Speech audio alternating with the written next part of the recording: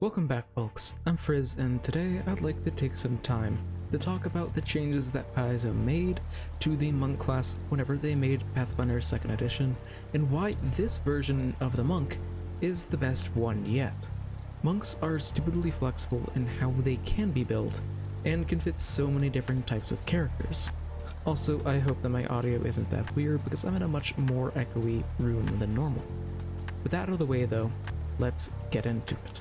Alright, so the most important thing to understand about monks is that the monk isn't really the most accurate name anymore. Now, all of the mystical elements from the Pathfinder 2e monk, like shooting blasts from your hands with ki, are fully optional. Personally, I'd say that calling the class the martial artist would be more accurate, but people know what you mean when you say monk, so who really cares about pedantic accuracy? Regardless, the monk class is now a class that specializes in unarmed and unarmored combat, and you can bolt on whatever type of monk flavor you want. Speaking of that flexibility though, monks are one of the most flexible classes in the entire game. Actually, I'd go so far as to say that mechanical flexibility is one of the big selling points of, the entire class. Unlike most martial classes, or really most classes in Pathfinder 2e overall, the monk doesn't possess any subclasses to gently guide PCs into distinct build categories. Rather, you are free to make whatever type of decisions you want for your character creation. While most monks will utilize particular stances to get the most out of their attacks, you can easily run around just punching people with the power of your body, or pick up monastic weaponry and ancestral weaponry to do all of your cool tricks with particular weapons.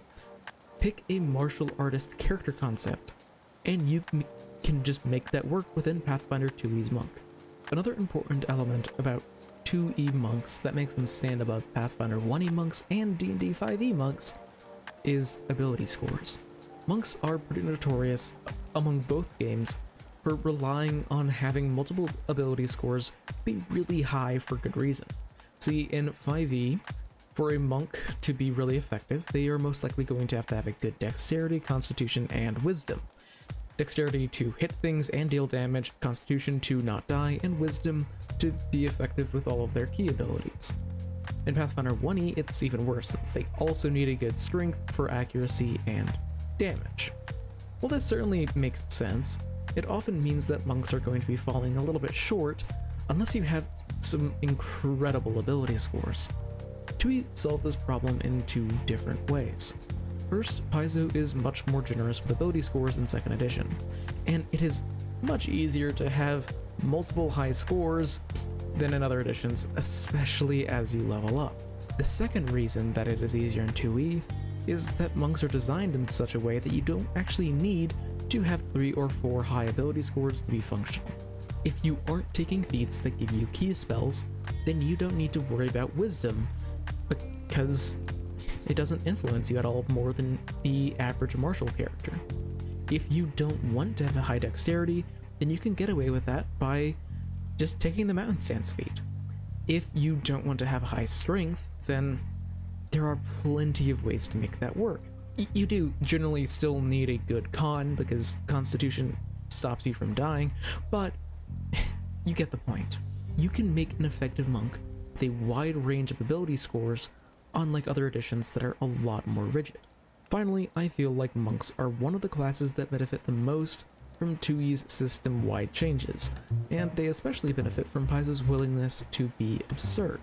Due to everyone having a lower movement speed and restricting attacks of opportunity, the monk's improved speed makes a much bigger impact than it does in previous editions, because you can zip around the battlefield and get to the exact position that is best for your team and worst for your enemies.